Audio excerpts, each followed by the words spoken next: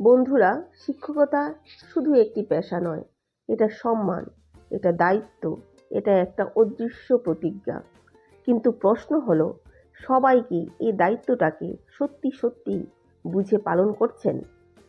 শিক্ষিত করার নামে ছাত্রছাত্রীদের মারধর করা বা কোনো ধরনের অমানবিক শাস্তি দেওয়া, এটা কি কখনোই কোনো শিক্ষকের পরিচয় হতে পারে?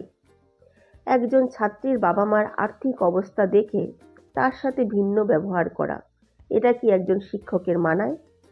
নামি দামি লোকের সন্তান বলেই বেশি যত্ন, নেতা মন্ত্রীর ছেলে মেয়ে বলেই এক্সট্রা কেয়ার, আর সাধারণ পরিবারের বাচ্চা বলেই অবহেলা, এটা কি শিক্ষার আচরণ নাকি সমাজের পক্ষপাত? স্কুলে ঢুকে পড়েছে, শিক্ষকের কাজ তো সব শিশুকে সমান চোখে দেখা, তাহলে বৈষম্যের এই মাপকাঠি কেন? বই তো শিখায় মানুষ বড় হয় তার মানসিকতায়, তার টাকায় নয়।